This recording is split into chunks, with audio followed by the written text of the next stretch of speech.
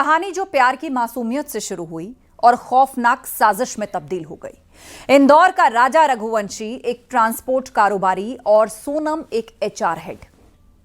11 मई 2025 को उनकी शादी ने दो परिवारों को जोड़ा। हल्दी की रस्म, मेहंदी की हंसी और वादा 7 जन्मों का। लेकिन कौन जानता था कि यह बंधन सिर्फ 12 दिन में खून से रंग जाएगा। मेघालय की हसीन वादियों में हनीमून का सपना वेइसाव डोंग वाटरफॉल की खाई में राजा की हत्या के साथ चकनाचूर हो गया। सोनम, जिसे सब मासूम दुल्हन समझते थे, निकली इस कत्ल की मास्टरमाइंड।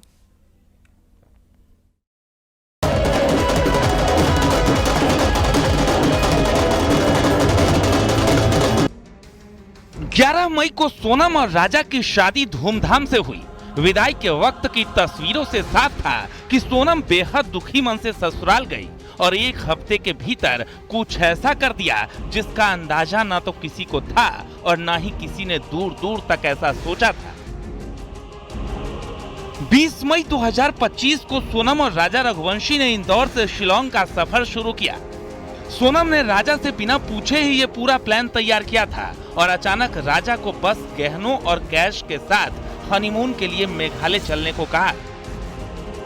ये कहानी प्यार, विश्वासघात और साजिश का एक ऐसा ताना बाना है जो इंदौर की गलियों से शुरू होकर मेघालय की हसीन वादियों में खून से सन गई और गाजीपुर के एक ढाबे पर जाकर खत्म हुई। इंदौर के कारोबारी राजा रघुवंशी और उनकी नई नवेली दुल्हन सोनम रघुवंशी की शादी के 12 दिन बाद ही हनीमून एक खौफनाक हत्याकांड में बदल गया। कैसे रची गई ये साजिश, कौन कौन थे इसके पीछे और कैसे पकड़ी गई मास्टरमाइंड सोनम, आइए इस मर्डर मिस्ट्री की हर परत को खोलते हैं। सोनम, जो अपने पिता की प्लाईवुड फैक्ट्री में एचआर हेड थी, उसका पहले से ही राज कुशवाहा नाम के शख्स के साथ प्रेम प्रसंग था। राज कुशवाहा सोनम के पिता की दुकान पर काम करता था। सोनम शादी के बाद सिर्फ 3 दिन ससुराल में रुकी और फिर 14 मई को अपने मायके चली गई। वो राजा से ठीक से बात भी नहीं करती थी। 20 मई 2025 को सोनम और राजा हनीमून के लिए इंदौर से गुवाहाटी के लिए रवाना हुए। सोनम ने ही टिकट बुक किए और होटल की सारी व्यवस्था की। गुवाहाटी में कामाख्या मंदिर में दर्शन के बाद दोनों शिलांग पहुंचे। 21 मई को वो मेघालय के चेरापूंजी के नोंगरियात गांव में रुके, लेकिन ये हनीमून नहीं, एक सुनियोजित जाल था। सोनम ने अपने प्रेमी राज कुशवाहा के साथ मिलकर 3 सुपारी किलर्स विशाल सिंह चौहान, आकाश राजपूत और आनंद कुर्मी को हायर किया था। ठीक है, सबको पहले अपना नाम बता दो। अपना नाम क्या है? राजा। ठीक है, तो आपको बोलना है इनकी आंखों में आंखें डाल के कि मैं राजा यह वचन देता हूँ कि शादी के बाद रोज सुबह सबसे पहले मैं उठूंगा। है एक दूसरे को वचन देना है, एक दूसरे की आंखों में आंखें डाल के। तो एक दूसरे एक का हाथ पकड़ लीजिए आप। ठीक है, तो एक दूसरे की आंखों में देखना है, मेरी आंख में नहीं देखना है। ठीक है, सबको पहले अपना नाम बता दो। अपना नाम क्या है? राजा। ठीक है, तो आपको बोलना है इनकी आंखों में आंखें डाल के कि मैं राजा यह वचन देता हूँ कि शादी के बाद रोज सुबह सबसे पहले मैं उठूंगा।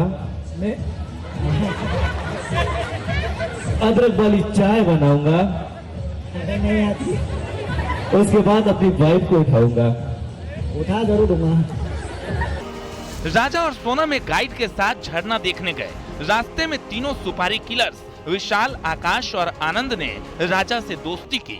सोनम के इशारे पर उन्होंने राजा को एक सुनसान जगह पर फोटो खींचने के बहाने ले गए।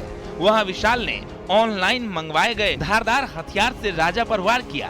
पोस्टमार्टम के मुताबिक राजा की मौत सिर पर गहरी चोट और खाई में धक्का देने से हुई। सोनम उस वक्त मौके पर मौजूद थी। हत्या के बाद राजा का शव खाई में फेंक दिया गया और सोनम ने उसका सामान और करीब 10 लाख रुपए का सोना गायब कर दिया। हत्या के बाद सोनम ने खुद को लापता दिखाने की साजिश रची। उसने राजा और अपना फोन तोड़ दिया और मॉकडोड से शिलांग तक टैक्सी ली। फिर एक टूरिस्ट कैब से गुवाहाटी पहुंची। वहां से वो सिलीगुड़ी, पटना, आरा, लखनऊ और फिर इंदौर पहुंची। 26 मई से 8 जून तक वो इंदौर में छिपी ही रही। इसी दौरान वो अपने प्रेमी राज कुशवाहा के संपर्क में थी, जो इंदौर में ही था और तीनों सुपारी किलर्स के साथ भी बात कर रहा था। सोनम ने बुर्का पहनकर अपनी पहचान छिपाई और लगातार अपनी लोकेशन बदलती रही। 2 जून को राजा का शव वेई सावडोंग वाटरफॉल के पास खाई में मिला। शुरुआत में पुलिस को लूटपाट का शक हुआ, लेकिन सोनम का गायब होना और उसका सोशल मीडिया पर कोई फोटो न डालना पुलिस को संदिग्ध लगा। मेघालय पुलिस ने ऑपरेशन हनीमून शुरू किया, जिसमें 120 पुलिसकर्मी और 20 स्पेशल अफसर शामिल थे। सीसीटीवी फुटेज, कॉल डिटेल्स और राजा की स्मार्ट वॉच की लोकेशन से पुलिस को सोनम और 3 अन्य संदिग्धों का पता चला। 6 जून तक पुलिस को पक्का सबूत मिल गया कि सोनम इस हत्याकांड की मास्टरमाइंड है। 7 जून को मेघालय पुलिस इंदौर पहुंची और राज कुशवाहा को गिरफ्तार किया। उसी दिन विशाल सिंह चौहान को इंदौर, आकाश राजपूत को उत्तर प्रदेश के ललितपुर और आनंद कुर्मी को मध्य प्रदेश के बीना से पकड़ा गया। सोनम को पता चला कि उसके साथी पकड़े गए तो उसने अपनी योजना बदली और 8 जून की रात सोनम इंदौर से बस लेकर गाजीपुर पहुंची।